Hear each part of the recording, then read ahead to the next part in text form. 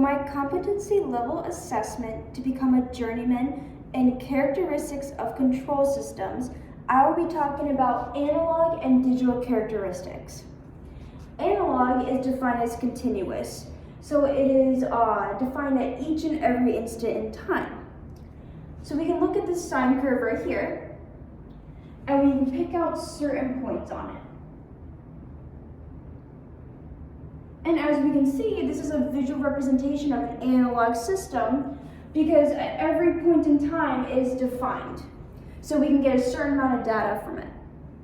And I also drew a ramp over here because in real life you might see like a handicap ramp at like grocery store, or home, or church. And you'll know that at every point in time, it can also be defined so it's continuously going down. So you could find like height there, maybe even speed, but either way, you know that is defined at each and every instant. Now, digital is defined as discrete, which means that it's only defined at distinct instances. So I drew kind of something similar to the sine curve, except it's only certain points on it. And we can see that it represents a digital system because it's only defined at certain moments. It can't be defined here. That's not possible. It doesn't give any data there. And I like to compare this to stair steps, which most people have in their homes today. It is defined like at points like this right here. But on these points, it's kind of like a grade code because you don't walk up that part of the step. That's the part that you step over. So you don't really, or you're not really given any data for that point. So this is why stair steps are also known as a digital type of system. And then there is one more example I like to talk about, and it actually has to do with a lamp.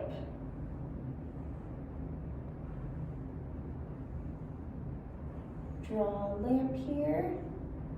And it's this is the power outlet that it is connected to over here. And then I'll give it a light switch. All right. So a lamp can actually be both a digital and analog type of characteristic of a system. It is analog in some ways because of the power cord that attaches to the wall. So in this power cord, there is current running through it into the lamp. And at a certain point, got my blue marker for analog. And as we know with analog, it is defined at each and every instant. Well, current flows pretty continuously. So every point in that power cord, you can find how much current is there, something, any like information like that. It is defined at every point. Now, if you decide to turn this let's say you turn it on really quick and then turn it off. And then you turn it on real quick and then you turn it off. That's actually a digital characteristic. So let's say off is this low point here, and then on real quick, and then off. And then it goes off, and then on real quick, and then off. So these high points represent it being on, and these low points represent it being off. Well, just kind of like the stair step, these off points, we don't know any data. It's not giving us anything. But at these high points, we are getting something. So this is digital because there's only at discrete moments. It's only when the light is on. Now this is going from the light's perspective. It might be differently for looking at it. We might do it like continuously on and off. But from the light's perspective, it's digital. It can only give us data at these discrete moments. Okay.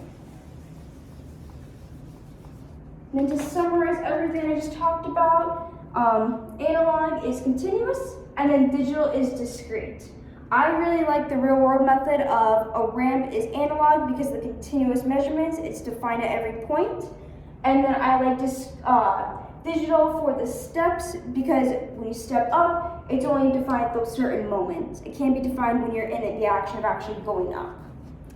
All right, so this is my description of analog and digital characteristics, and let me know if you have any questions.